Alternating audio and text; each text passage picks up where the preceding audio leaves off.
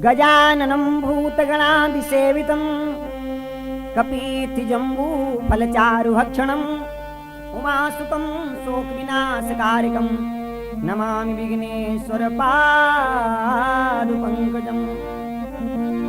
गुरुर्ब्रह्मा गुरुर्विष्णु गुरुर्देवो महेश्वरा गुरुर्साक्षात् परब्रह्म तस्मै श्री गुरुवे नमः। कवि जीवन दायिनी हंसा सिंह हम सादर शीस नवाएं तुम्हें। कोई साधन दास के पास नहीं वरदायिनी कैसे रिझाएं तुम्हें।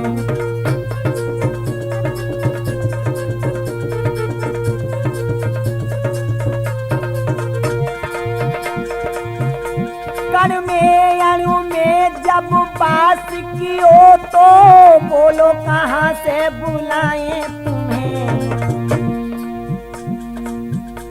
मन मंदिर बीच सिंहासन बनो वरदायिनी आओ बिठाएं तुम्हें।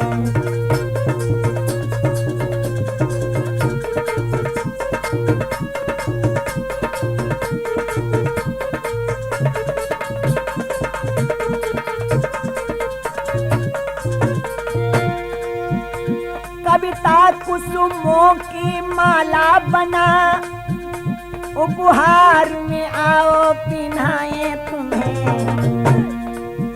कोई साधन दास के पास नहीं वरदायिनी कैसे रिझाएं तुम्हें।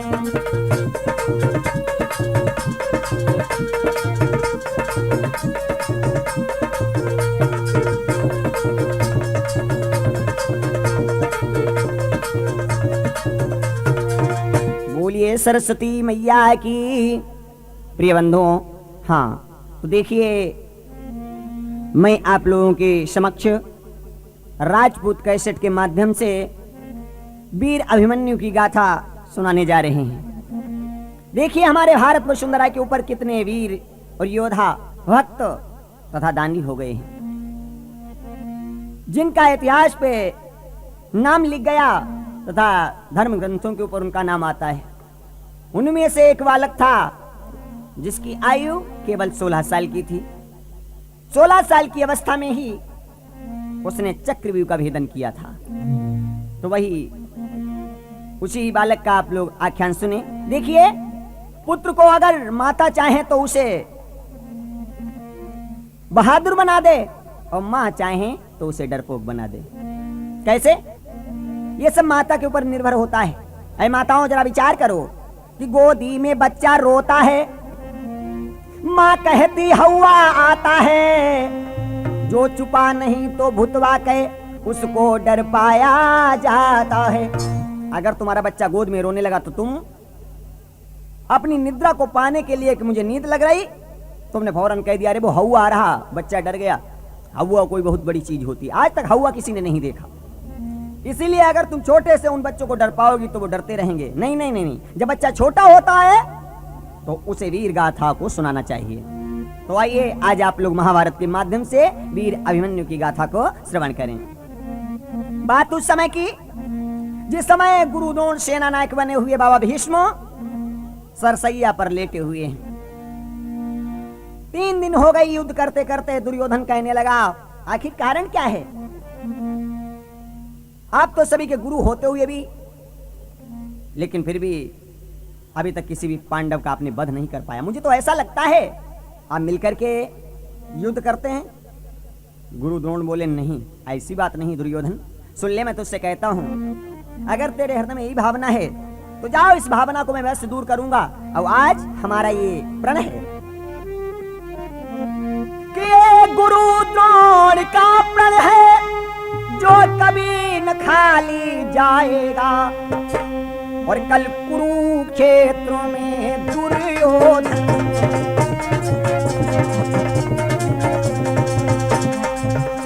कल कुरुक्षेत्र में दुर्योधन एक पांडव मारा जाएगा।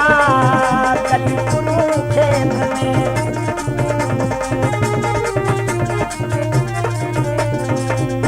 बड़ा प्रण है, कल रणभूमि में एक पांडव अवश्य मारा जाएगा अगर यदि यहां से अर्जुन को अलग कर दिया जाए तो। हमारे महाभारत के प्रेमियों, अर्जुन को संसप्तकों के साथ में ललकारा जाता युद्ध करने के लिए।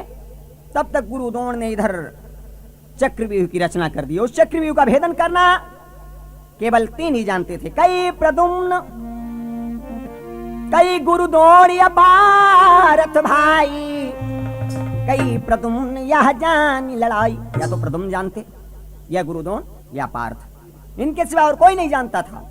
वो समझते थे कि मैंने अगर चक्रव्यूह की रचना कर दी तो अर्जुन तो हो गया यहां नहीं, इससे कोई न कोई पांडव उस व्यूह का भेदन करने के लिए आएगा तो मैं उसे अवश्य ही यहां पर समाप्त कर दूंगा। और अगर नहीं आया तो फिर समझ लो उसकी हार हो गई। एक पत्र लिखा, रात के समय चक्रव्यूह का निर्माण किया गया, जिसमें 7 द्वार होते हैं, हर एक द्वार पर एक योद्धा महारथी खड़ा होता है। गुरु द्रोण ने क्या किया, एक पत्र को लिखा, धर्मराज के पास भेज दिया, या तो आकर के इस व्यूह को तोड़ो, अन्यथा दुर्योधन के दास बन जाओ। और लेकर के पहुंच गया। आज वो परवाने को, जैसे परवाने को दास लेकर के पहुंचा, धर्मराज ने उस पत्र को पढ़ा तो एकदम से पृथ्वी को ही देखते रहे कि अब व्यूह को भेदने के लिए कौन जाए यहां से, कुछ भी समझ में नहीं आता। अब बड़े बड़े योद्धा बैठे हुए, भीम, नकुल, सहदेव, धृष्टद्युम्न, शतकी, विराट, बड़े बड़े राजा बैठे हुए, द्रुपद, लेकिन किसी में इतनी हिम्मत नहीं। उसी टाइम एक 16 वर्ष का बालक फौरन एकदम से प्रवेश उस दरबार में किया है, जिसके कंधे पर धनुष तरकस बाणों से भरा हुआ।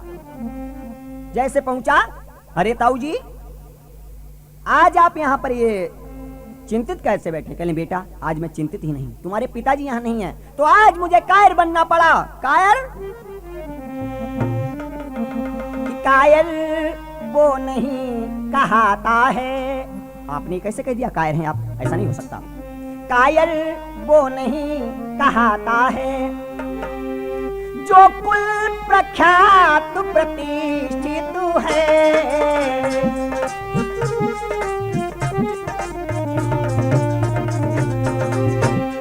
अर्जुन यदि यहाँ नहीं है तो अर्जुन का अंश उपस्थित है।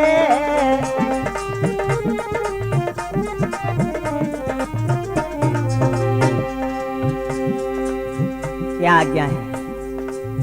मेरे पिताजी अर्जुन ही नहीं है ना, तो क्या हुआ? उनका ये पुत्र तुम्हारे सामने खड़ा हुआ। बेटा, तुम उस व्यूह का भेदन नहीं कर सकते। व्यूह का भेदन? ये तो बहुत छोटी सी बात है। मैं अवश्य जाऊंगा व्यूह भेदने के लिए। आप मुझे आज्ञा दे। बोले श्री धर्म राज बेटा, तुम अभी अधूरे कच्चे हो। मैं नहीं भेजूंगा, तुम अभी अधूरे हो और फिर कच्चे हो। क्यों? मैं तुम्हें नहीं जाने दूंगा, मैं तुम्हें नहीं जाने दूंगा। हो वीर मगर तुम बचे हो।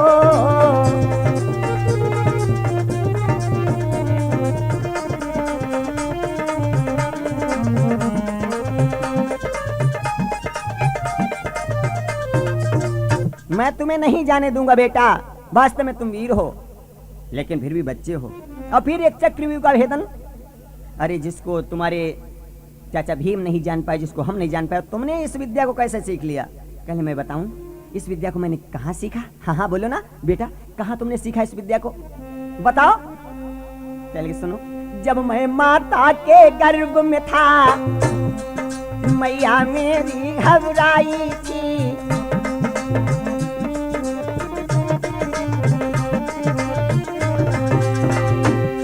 उस समय पिता ने चक्रव्यूह भेदन की कथा सुनाई थी।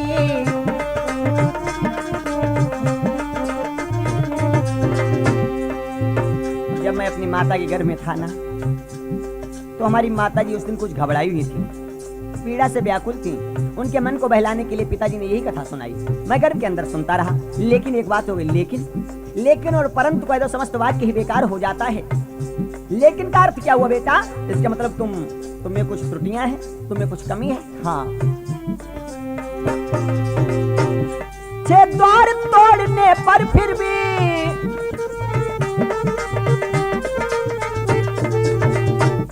वो पूरी युक्त बता न सके। क्यों? आ गई नींद, सो गई मात, फिर आगे और सुना न सके।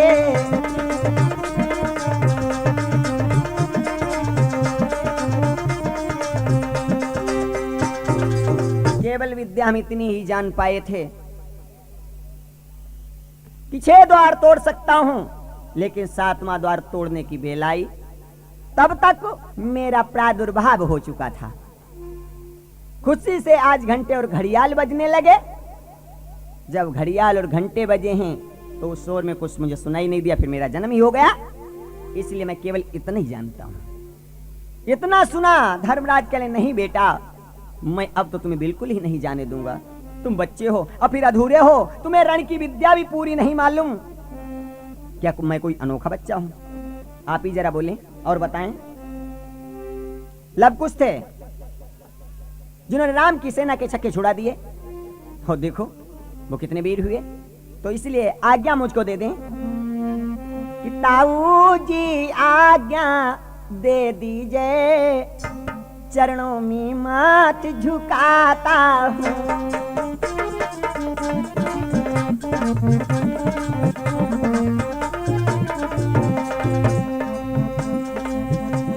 जाता हूँ बीहू भेदने को, आशीर्वाद तुम चाहता हूँ।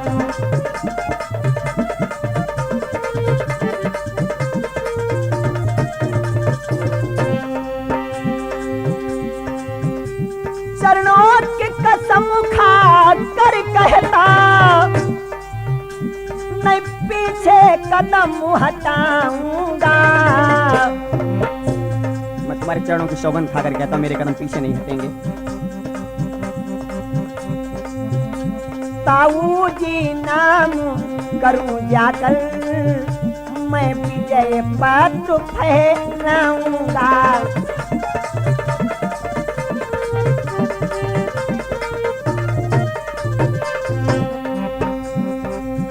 ताऊ जी अब तो दे दो ना आज्ञा।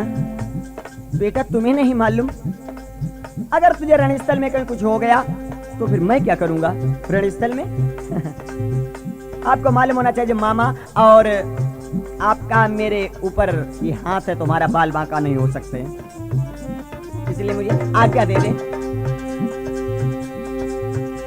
मत देर करो ताऊ, सुन लो रणभूमि को मैं जाऊंगा,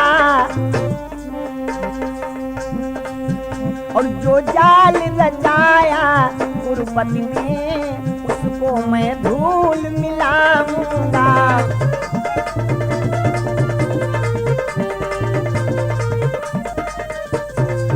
आप मुझे आज्ञा दे दें, मैं बस जाऊंगा। और कुरुपति ने जो ये जाल रचाया कि आज मेरे पिताजी यहाँ पर नहीं, तो उन्होंने समझ लिया कि अब पांडवों में अब कोई वीर नहीं है, और उनके तो बच्चे अभी ऐसे ऐसे हैं जो बीव को तोड़ सकते हैं। मैं कैसे आज्ञा दे दूं बेटा तुम्हें? अगर कहीं रणस्थल में तुम्हें कुछ हो गया फिर क्या होगा? तो उसी टाइम जैसे सुना, भीम कहने कोई बात नहीं, जब 6 द्वार अपना बेटा तोड़ देगा ना, तो 7वां द्वार मेरे ही हवाले कर दो। क्यों? 7वां द्वार पलक मऊ तोड़ूं। भीम ने एकदम से अपने गधे को हिलाते ही कहा, क्या कहा? अरे 7वां द्वार पलक मऊ तोड़ूं, गदा घाव से पर्वत फोड़ूं, गदा घाव से।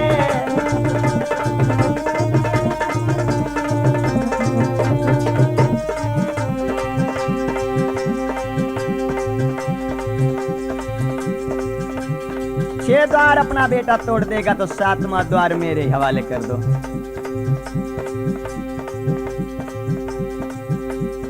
आज्ञा अब भ्राता इसे दीजिए और सेना सभी सजा अब लीजिए।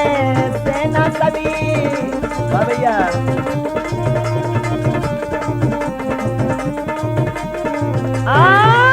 जैसे आज एकदम से सुना, हमारे महाभारत के प्रेमियों कहने लगे चलो सातवां द्वार है, मेरा बेटा नहीं जानता तो क्या वो 6 द्वार वो तोड़ सकता है? सातवां द्वार मैं तोड़ दूंगा अपनी वज्र गदा के द्वारा। अरे जिधर मेरी गदा हिल जाती है उधर भूचाल आता है, इसलिए दे दो आज्ञा। जो अपने बेटे के साथ में रहेंगे तो किसी प्रकार की चिंता ही नहीं।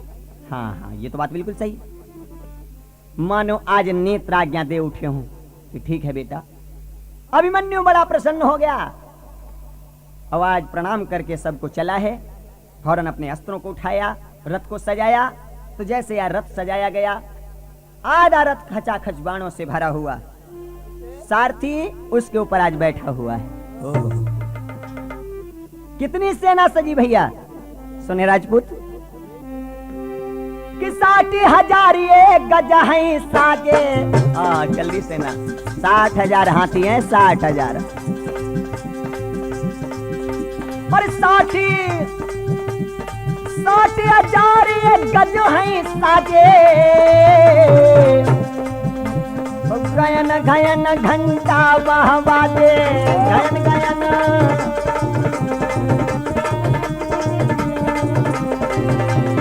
60,000 हाथी सजाए गए और जिनके घंटे बज रहे हैं। अरे और 150,000 अब जिन्हें फंदावत जाए सवारा, जिन्हें फंदावत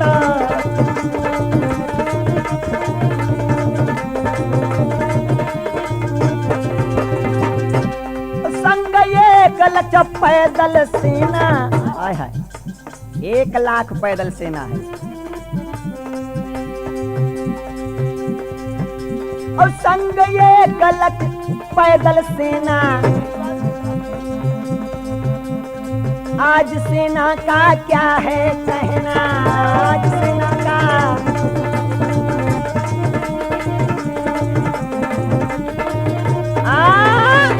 आज सेना सजती हुई चली जा रही है। घोड़े इस तरीके से उन्हें अश्वार कुदा रहे जैसे एक कला करता हुआ नट आ रहा हो। इस तरीके से आज सेना चल दी है। सारथी से एकदम से अभिमन्यु ने कहा, सारथी हाँ हाँ, हमारा मन कहता है कि चलो माता का आशीर्वाद ले लें, क्योंकि सबसे प्रथम माता का ही आशीर्वाद होता है। चलो फौरन आज माता के महल के पास में आज वो रथ पहुंचा। अभिमन्यु नीचे आया और जाकर के अपनी माता सुभद्रा के पास में जाकर के अपने शीश को नवाया है और कहने लगे, माँ मुझे आशीर्वाद दो। आशीर्वाद? हाँ हाँ। एकदम से माँ बोल उठी, बेटा कि कहाँ को जाते हो लाल मेरे, क्यों आज्ञा मुझसे चाह रहे।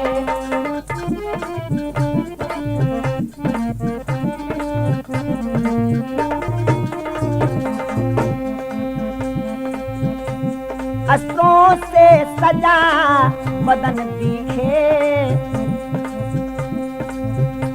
रथ की सवारी पर राज रहे।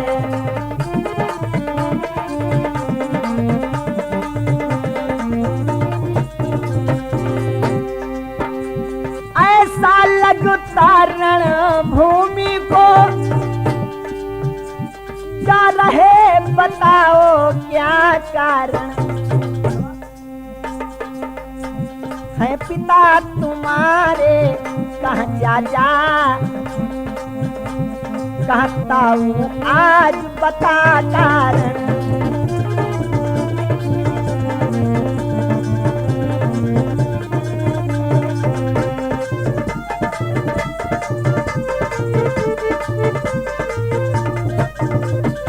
अरे कहाँ सभी हैं? कहाँ तुम्हारे चाचा हैं? कहाँ तुम्हारे ताऊ हैं? कहाँ तुम्हारे पिताश्री हैं? तुम जा रहे हो? मैया जिसके पुत्र लड़ने के लिए हो जाते हैं ना, तो फिर उनके पुरखे नहीं जाते हैं, उनके पिता और ताऊ नहीं जाते हैं। इसलिए मैं आज चक्रव्यूह का भेदन करने के लिए जा रहा हूं। मैया मुझे आशीर्वाद दो। माँ ने जैसे देखा एकदम से अपने लाल को सीने से लगा लिया है, अपने बेटे की भुजा को पूज दिया, आरती उतारी और माँ ने तलवार को लिया, अपने बेटे के हाथ में दे दिया। जाओ बेटा, लेकिन मेरे ये दूध की लाज मिट्टी में मत मिला देना, दिखला देना कि सुभद्रा के छीर में कितनी ताकत है। हाँ मैया, मेरे कदम कभी पीछे नहीं हट सकते हैं, चाहे टुकड़े टुकड़े हो जाएं। अब इतना जैसे कहा, माँ का आशीर्वाद प्राप्त किया, फौरन चल दिया है। कहाँ पहुंचा? इन्हीं विचारों में गया प्राण प्रिया के पास। सारथी, माता से तो मिलके ही आए हैं, चलो प्रिय पत्नी उत्तरा से भी मिल लो। पता नहीं उसका ये आखिरी मिलन था क्या आज। देखा थोथी उत्तरा कुछ उस समय उदास,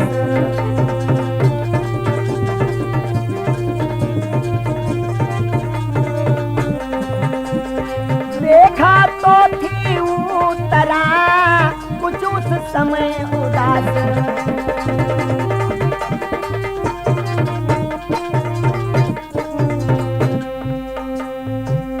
पति को आते देख कर बढ़ी चरणों की ओर, अपने स्वामी को देखा, एकदम से दौड़ पड़ी है, चरणों में गिरना चाहती है।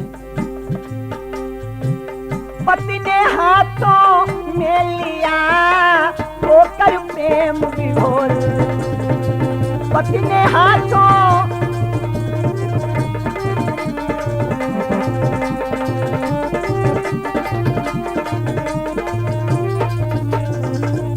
जैसे याद देखा, एकदम से दौड़ी है, चरणों में गिरना चाहती है उसकी पत्नी जिसका नाम उत्तरा है।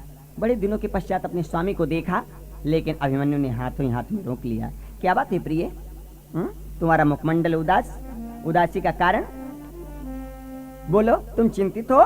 चिंता ये चिता से बढ़कर है, नर को निर्जीव बनाती है, मुर्दे को चिता जलाती है, चिंता जीते को खाती है।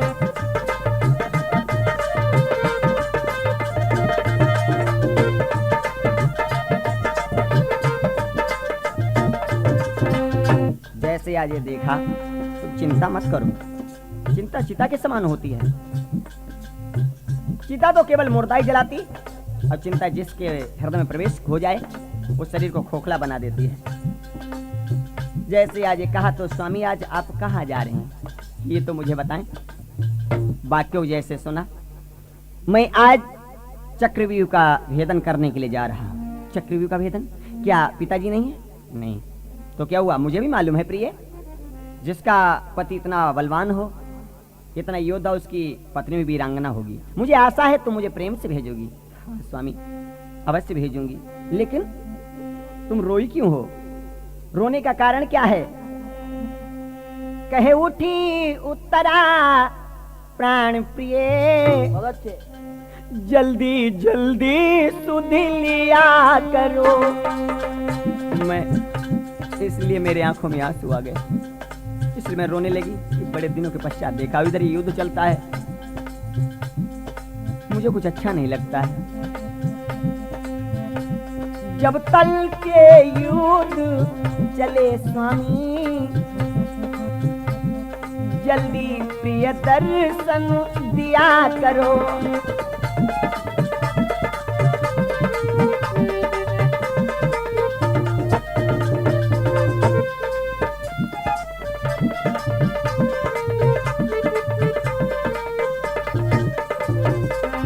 तुम्हें मालूम होना चाहिए प्रिय, कितना मेरे पास टाइम कहाँ है जो मैं रोजाना हूँ तुम्हें दर्शन दूं, क्योंकि युद्ध चलता है।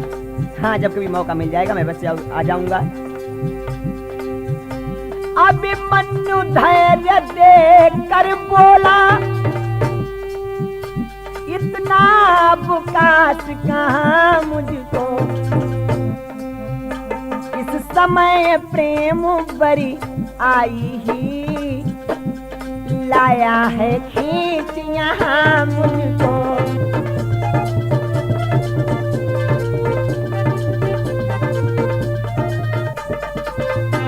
इस समय प्रेम वरी आई ही लाया है खींच यहाँ मुझको।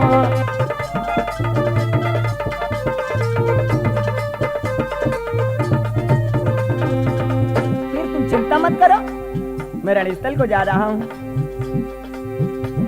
चिंता की बात नहीं प्यारी,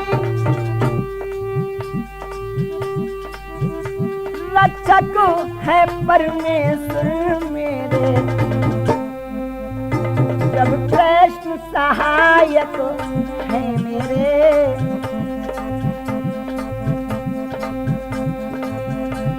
जो मामा लगते हैं मेरे।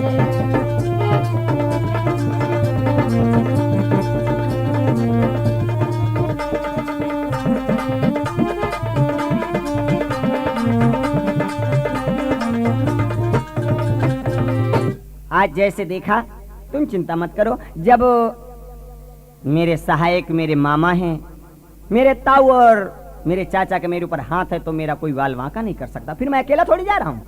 अरे मेरे साथ में चाचा भीम हैं, सहदेव हैं, तथा चाचा नकुल हैं एवं ताऊ धर्मराज हैं। ठीक है, एकदम से उठी। उठ करके उसने सुंदर सा दीपक सजाया और सजा करके आज अपने स्वामी के ऊपर उतारने लगी है। धीरे से एक झोंका लगा, दीपक बुझ गया। उतरा, कहने लगी, स्वामी ये तो ऐसा लगता है मुझे अपशगुन के चिन्ह दिखाई देते हैं। ये अपशगुन और शगुन क्या होता है? अरे इसे तो वो मनाए जो अपने सर पे मोर रख करके विवाह करने के लिए जाए।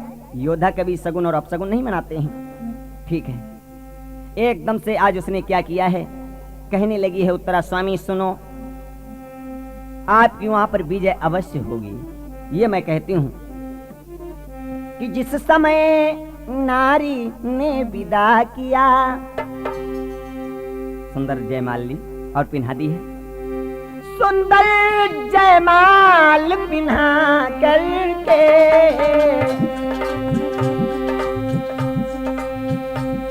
कहे उठी उत्तरा प्राणनाथ, आओ के आप विजय पाके।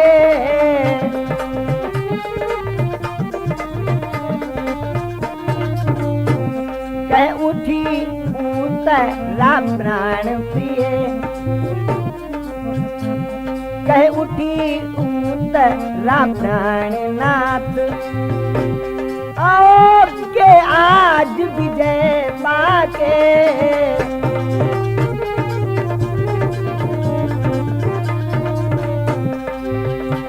मैं अपने उस प्रेम के जोर से कहती हूँ, स्वामी आपकी विजय अवश्य होगी, आपका नाम होगा।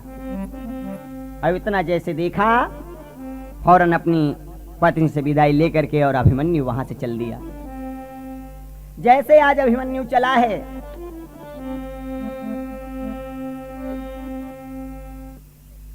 एकदम से सारथी से बोला, सारथी मेरा रथ इतनी तेजी से भगाओ कि जहां पर ये सेना जा रही है, सभी सेना के आगे मेरा रथ पहुंच जाए। सारथी ने क्या किया, एकदम से दो दो कोड़े लगाए हैं। वो मतवारे अश्व इतनी तेजी से चले हैं कि धूल ही धूल दिखाई देती है। जैसे आज एकदम से सेना के आगे पहुंच गए हैं, सेना के आगे पहुंचे, बाणों की वर्षा करते हुए कहने लगे, भीम भैया देखो, वो देखो अपना बेटा जा रहा है, सबसे आगे है। धन्य है, धन्य है पार्थ, धन्य इसकी मां को जिसके गर्भ में इसने 9 मास बिताए हैं। इतना जैसे देखा, फौरन आज पहुंच गया है कहां, जहां प्रथम गेट पर आज सिंधु नरेश जयद्रथ खड़ा हुआ। ओए बालक, आगे कदम मत बढ़ाना, अगर आगे तुम्हारा कदम बढ़ा तो तुम्हारी मृत्यु हो जाएगी। मालूम होता है आज सियार भी शेरों की तरह गर्जना सीख गए हैं क्या? तो मुझे ललकारता है, मुझसे कहता है आगे कदम बढ़ाओगे तो तुम मारे जाओगे। लेकिन एक बात सुन ले, जा करके बोला जयद्रथ से, अन्यायी के जूनों में फंस कुछ शर्म न तुझको आती है।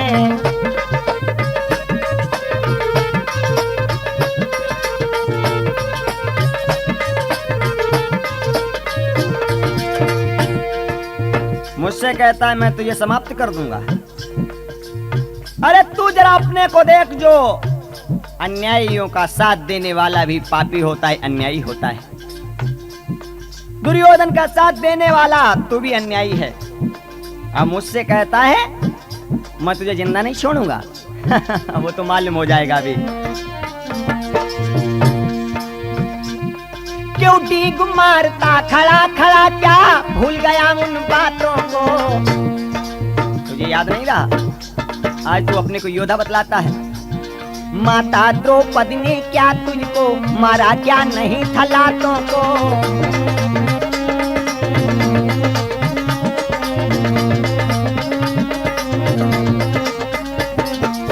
क्या उस दिन की तू बात भूल गया जिस दिन मेरी माता द्रौपदी ने तुझको मारा था? हाँ, वास्तव में मेरे महाभारत के प्रेमियों, एक बार इस जयद्रथ को अवश्य पांचाली ने मारा था। कब? जब पांडवों का वनवास था और ये जयद्रथ जो था हंसी उड़ाने के लिए पांडवों की पहुंचा। लेकिन वहां उस समय पांचों पांडव में से कोई नहीं था, केवल पांचाली ही थी। और पांडव इधर उधर जंगल में गए थे। जयद्रथ तब तक पहुंचा, इसने पांचाली को अकेला देखा तो उसको लेकर के फौरन चल दिया जबरन। पांचाली जोर से एकदम से चीखी तो सामने भीम आ गए और कहले, दुष्ट है नीच, मैं तुझे जिंदा नहीं छोड़ूंगा। और लिया गदा, एकदम से जाकर के टूट पड़े। लेकिन उसी टाइम रोक दिया धर्मराज ने, नहीं नहीं नहीं, देखिए ये रिश्तेदार है, इसलिए इसको मारना उचित नहीं है। हाँ, तो कहले फिर सजा इसे अवश्य मिलनी चाहिए। अर्जुन कहले मैं बताऊं वो सजा दो। कहले कौन सी सजा? इसकी मूंछों को मोड़ दो, फिर ये दुर्योधन को दिखाएगा कि मैं पांडवों की हंसी उड़ाने के लिए गया और लेकिन स्वयं मेरी ही हंसी उड़ गई। याद कर ले भाई, याद दिलाने लगा है अभिमन्यु, सुन ले, मैं तुझको बतलाता हूं कि तब ताऊ ने आकर तुझको, अरे पापी तुझे छुड़ाया था। याद कर ले उस दिन की। मुख मूछ मुड़ा अपमानित हो तू, अपने घर को आया था।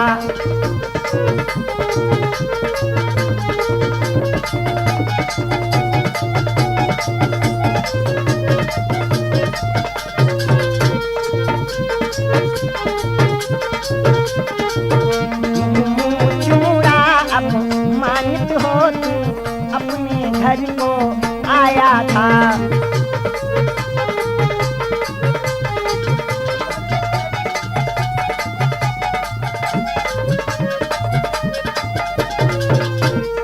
एकदम से वाक्य को सुना कर पलट,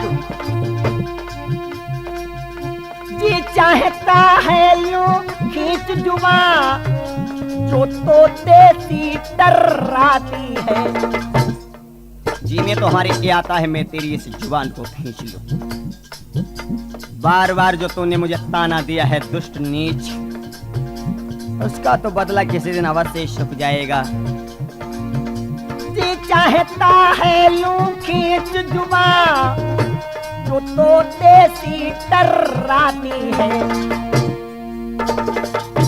लेकिन ऐसा करने में कुछ इन हाथों को लज्जा आती है।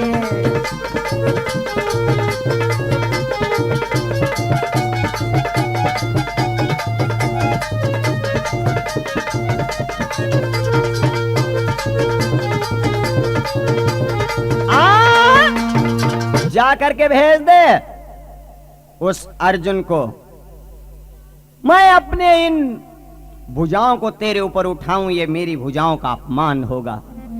एक बालक के ऊपर मैं अपनी विशाल भुजाओं को उठाऊं, ऐसा नहीं हो सकता। एकदम से फिर मुस्कुराया है।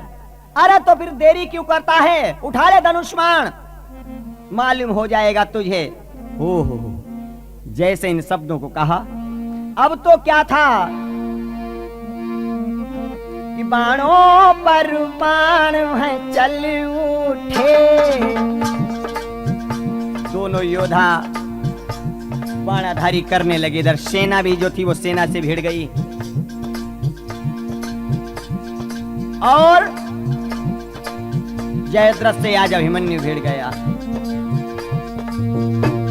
बाणों पर बाण ये चल उठे, धनुआ पर धनुआ कड़क उठे।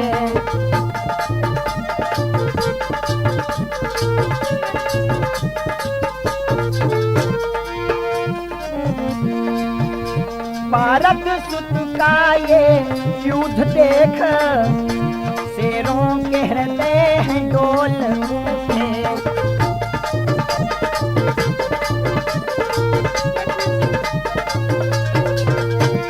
जैसे आज ये देखा, एकदम से पोपा का युद्ध किया है वीर अभिमन्यु ने।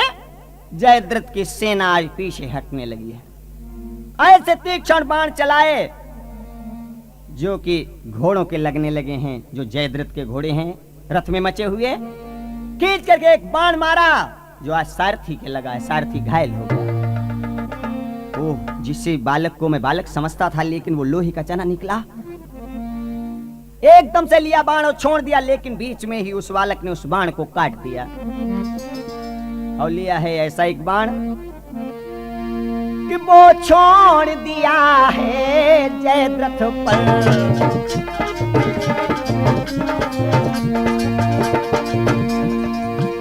मूर्छा खाकर रथों में है गिरा,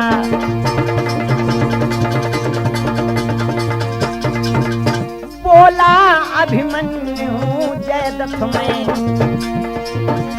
जाता हूँ देखिए नहीं फिरा।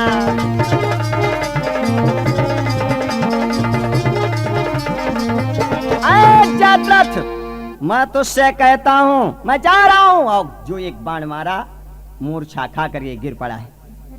रथ के अंदर जयद्रथ अचेत हो गया।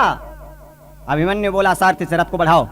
रथ आज प्रथम द्वार तोड़ करके दूसरे द्वार पर पहुंच गया, जहां गुरु द्रोण खड़े हुए हैं। इधर जैसे धर्मराज ने देखा, एकदम से बोले, अरे ओ भीम, देखो वो अपना बेटा गया है, जल्दी से रथ को बढ़ाओ और अपने बेटे के पास में रहो, ऐसा न हो कहीं वो अकेला घिर जाए।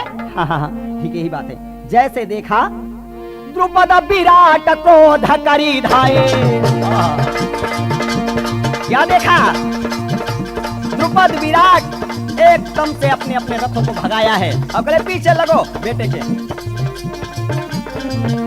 अरे द्रुपद विराट को धकरी धाये, अब धृष्टद्युम्न सात्य की तब आए। धृष्टद्युम्न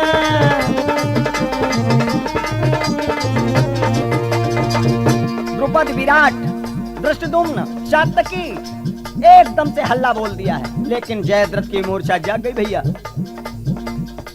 जैसे मूर्छा जागी, ललकारा है, कोई भी आगे नहीं बढ़ सकते हो। नकुल और सहदेव रिसाने, एकदम से नकुल और सहदेव ने अपने अपने अस्त्रों को निकाल लिया, अपना हार करने लगे जयद्रथ के ऊपर। नकुल और सहदेव रिसाने, अब धर्मराज रण में अरुझाने।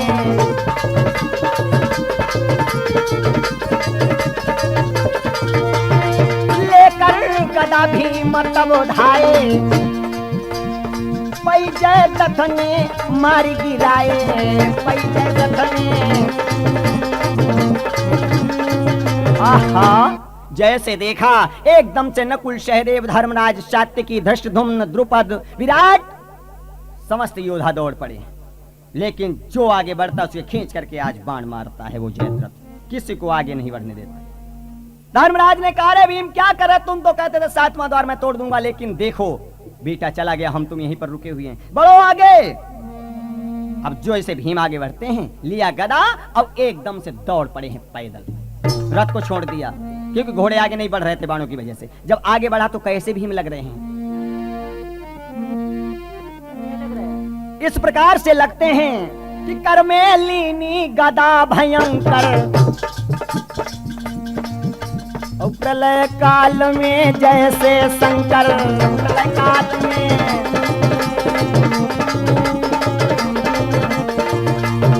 भीम दौड़े खींच करके उसने 60 बाण भीम के मारे हैं मस्तक में। भीम मूर्छा खा कर गिर पड़े। धर्मराज ने कहा, रे भीम तू तो मूर्छित हो गए हो। तो अपना धनुष और बाण लिया, महाराज धर्मराज दौड़े हैं जयद्रथ की ओर। 10 सर धर्म राज उर मारे, और भीम अंग बहु बाण प्रहारे। भीम अंग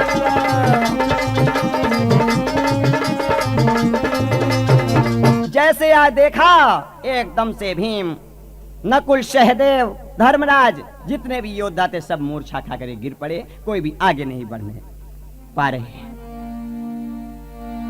जो भी बढ़ने की चाहते हैं लेकिन भी उसी को मूर्छित कर देता है वो जयद्रथ।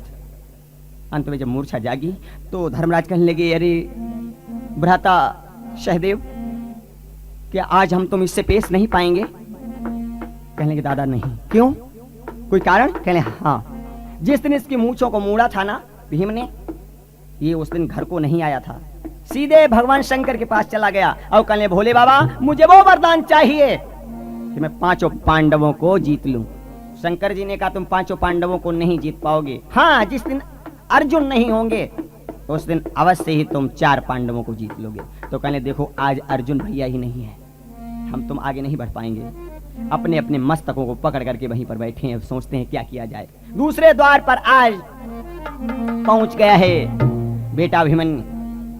गुरुद्रोण को जैसे देखा तो एक बाण लिया, गुरुद्रोण के चरणों में छोड़ दिया। गुरुद्रोण ने जैसे देखा आंखों में आंसुओं की धार आ गई, रोने लगे। क्यों रोए? सोचा था मैंने ए उर में कोई पांडव मारा जाएगा,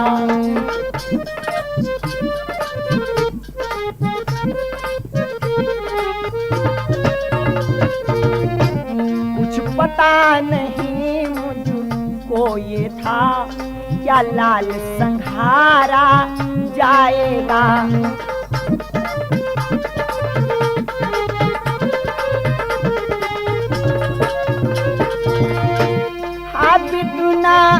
कैसा चक्र रचा अभिमन्यु मारा जाएगा, कोई ना बचा पाए इसे दुखिया संघारा जाएगा।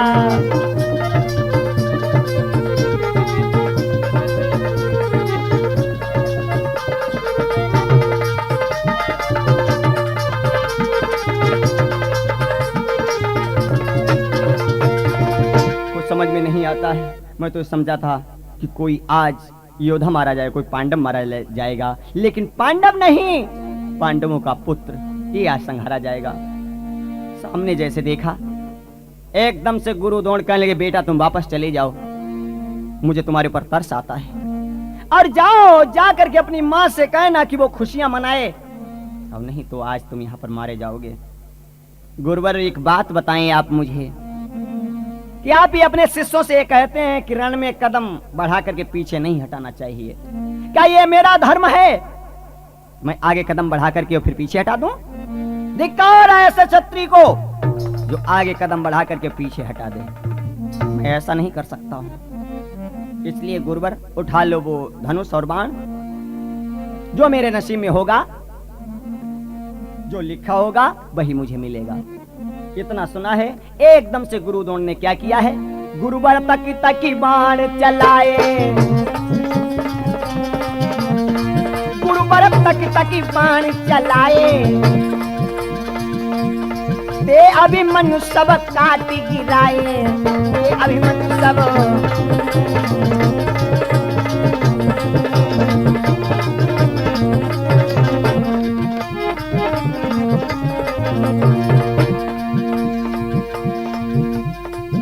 ऐसे तीक्ष्ण बाण चलाए,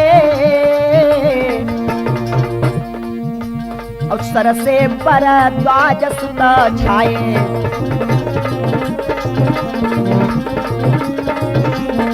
आज ऐसे बाण चलाए हैं अभिमन्यु ने कि चारों तरफ से जैसे कोई ऊपर से छप्पर सा लगा देता है, इस तरीके से आज बाणों का ऊपर छत्र सा रख दिया है गुरु द्रोण के।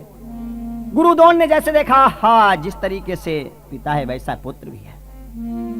सोचने लगे, अपने हृदय में विचार करने लगे, लेकिन तब तक क्या हुआ, तक करके बाण मारा गुरु द्रोण के लगा है, मानो मूर्छावंत से होने लगे हो।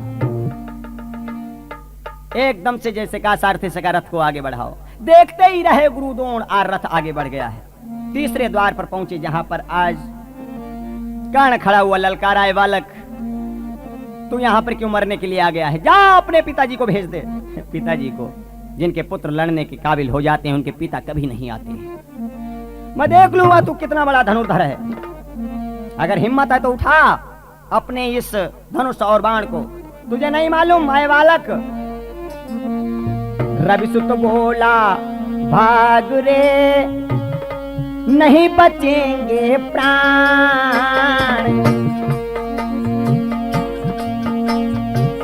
उठा धनुष मेरा अगर निकले तेरी जान।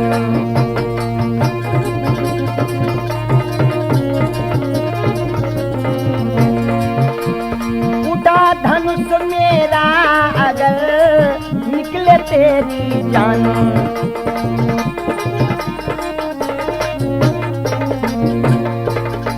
जिस तरफ मेरा धनुष उठता है उधर भूचाल सा आ जाता है, इसलिए मैं तुझसे कहता हूं कि तू चला जाए यहां से। यहां तक कि आज विशाल बाणाधारी हुई है कर्ण के साथ में। हमारे महाभारत के प्रेमियों, अंत में कर्ण को भी घायल कर दिया है और चौथे द्वार पर पहुंचे हैं। चौथे द्वार पर देखा कृपाचार्य खड़े हुए हैं। जैसे उनको देखा उसी टाइम क्या हुआ, कृपाचार्य ने ललकारा, लेकिन जो तीक्ष्ण बाण चलाए उनकी एक भी नहीं चली है।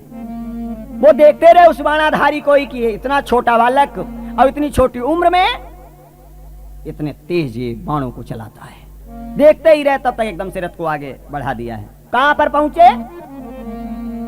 जहां पर पांचवें द्वार पर, जहां गुरु द्रोण का पुत्र द्रोणी खड़ा हुआ था। जैसे देखा ललकारा है। अब याद रखो सज्जनों, अर्जुन सुत अरु द्रोण सुत परवानी जब जोर। रणकस दोनों है सरिस युद्ध हुआ अति घोर।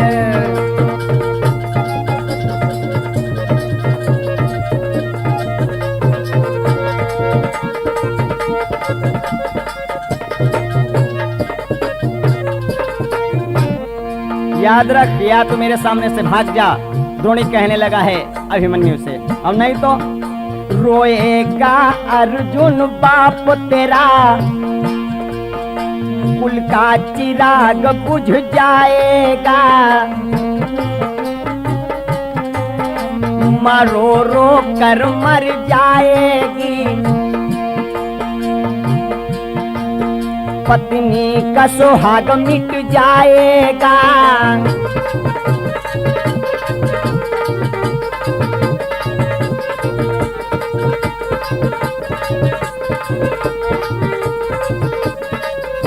भाग जा यहाँ से, नहीं तो तू मारा जाएगा। इसलिए याद रख, क्रोध आ गया है, जैसे कहा कि तेरा बाप रो करके मर जाएगा। बोलने लगा है अभिमन्यु, अरे सुन दुष्ट, पाचाल काल के बस में हो, मुझको उपदेश दे रहा है। जिसका लोहा मानते लोग उसको आदेश दे रहा है।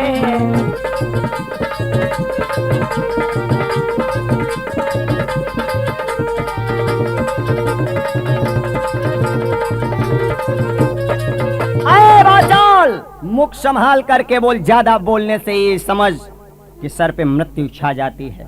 तू मुझे क्या मारेगा? अंजाम उसका तेरे सामने अभी आ जाएगा। ओहो, जैसे देखा है अब दोनों योद्धाओं में ऐसा युद्ध हुआ, कभी की कल्पना है कि इस तरीके का घोर संग्राम हुआ। कैसा कि रुंडन के रुंड गिरे, कुंडन के कुंड भरे। योद्धाओं के आज रुंड पड़े हुए हैं, रक्त के कुंड भरे हुए हैं। रुंडन के रुंड गिरे, रक्तन के कुंड भरे। और सुंड बिना देखो गजब बहु दिखलाते हैं।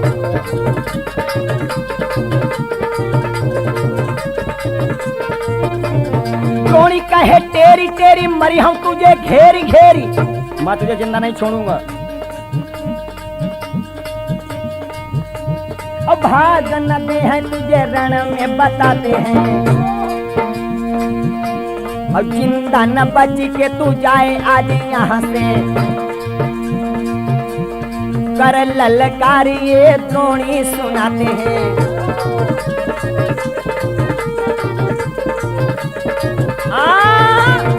जैसे आज देखा एकदम से कहा मैं तुझे जाने नहीं दूंगा जिंदा, तुझे अभी यहाँ पर फौरन ही समाप्त कर दूंगा। यहाँ तक कि जैसे देखा अभिमन्यु ने ऐसा तक करके बाण मारा है कि आज उस द्रोणी का धनुष जो था वो टूट गया। जब तक उसने दूसरा धनुष उठाया तब तक वो भी द्वार टूट गया। एकदम से छठे द्वार पर जा पहुंचे जहां भूरिश्रवा खड़ा हुआ है। भूरिश्रवा ने जैसे देखा बाणाधारी करने लगा है, लेकिन अभिमन्यु ने वो भी द्वार तोड़ दिया है और सातवें द्वार पर पहुंच गया। सातवें द्वार पर कौन था? कुरुपति के साथ में बहुत बड़ी सेना थी। अपने 100 भाइयों के साथ में दुर्योधन खड़ा हुआ है। कुरुपति के संग से ना भारी, अब 30 साहस न पछात के धारी।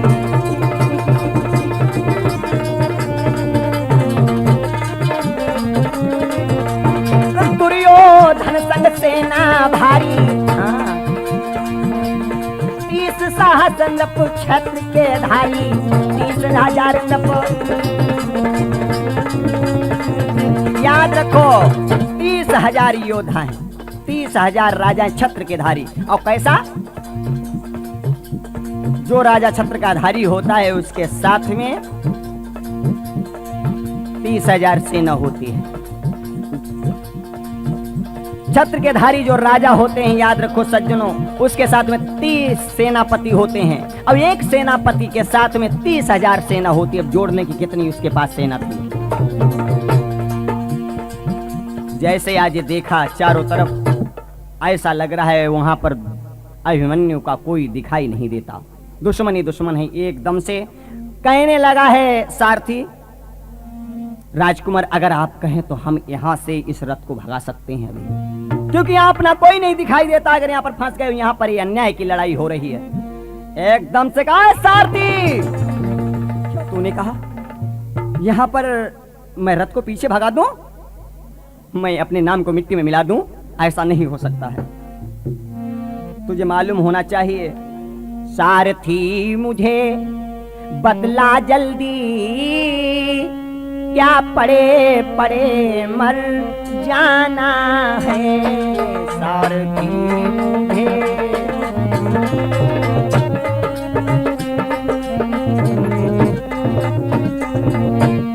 जो जन्मा है भूमंडल पर, हाँ काल सभी का आना है।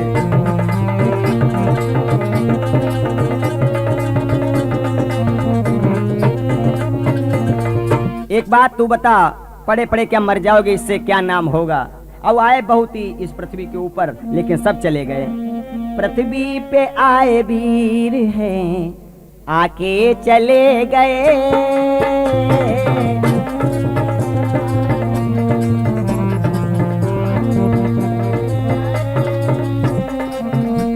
भोजन बने हैं काल के, पाए चले गए।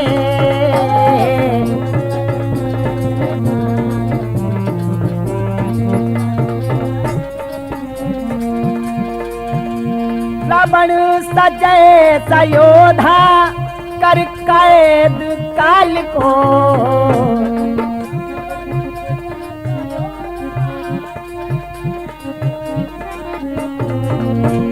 आया समय तो शीस दस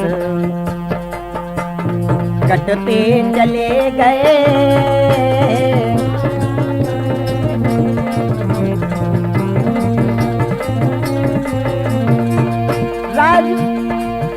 हरनाथ राजपूत की कैसेट बड़ी निराली,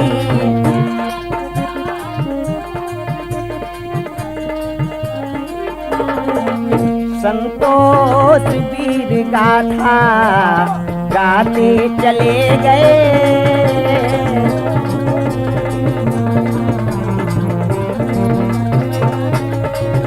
आज जैसे का सभी आए और सभी चले गए, इसलिए तुझे मालूम होना चाहिए। मैं तुझसे कहता हूँ आज तू अपनी जितनी भी कला कौशल है सभी यहाँ पर दिखा देना, और मैं जब तक मेरे हाथ में धनुष और बाण रहेगा एक भी बाण तेरे नहीं चुभ सकता है। जो ये सुना अब तो रथ ऐसे चलने लगा जैसे कुम्हार का चाक चलता है, लेकिन दुर्योधन से कहा कि जब तक इसके हाथ में धनुष बाण है इसे कोई मार नहीं सकता है। तो कहले फिर क्या किया जाए, कहले यहाँ पर इसके साथ में छल किया जाए।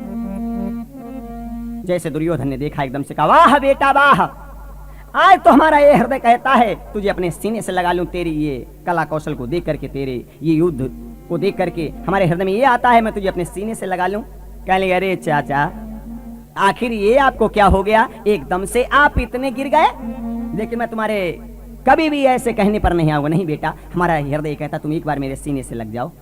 ऐसा तो नहीं आप धोखा दे रहे हो? नहीं नहीं धोखा नहीं दे रहा हूं बेटा, आओ।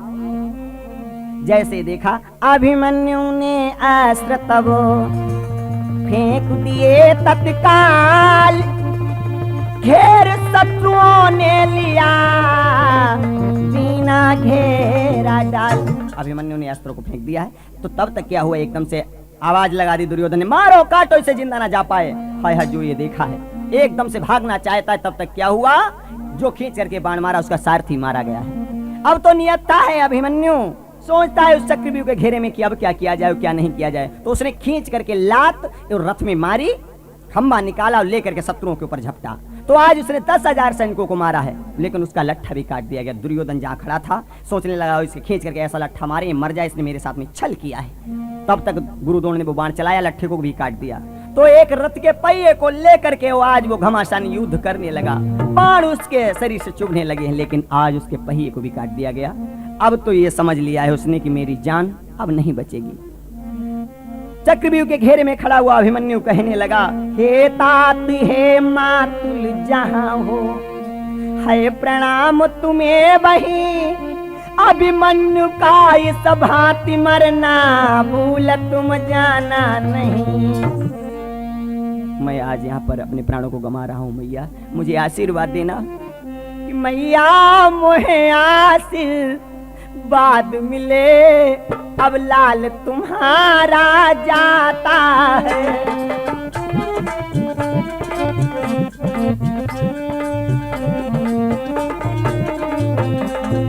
के प्रिय उतरे विदा करो, प्राणों का प्यारा जाता है।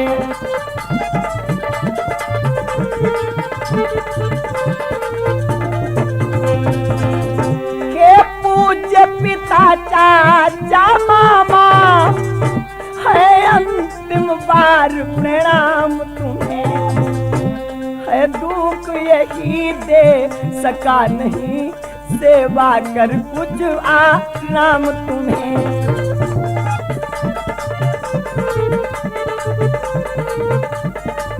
अरे चाचा मामा मुझे क्षमा करना, धोखे से मुझको मारा है, इस वनाचार का ध्यान रहे, नीच नृशंस पापियों से बदला लेने का ध्यान रहे।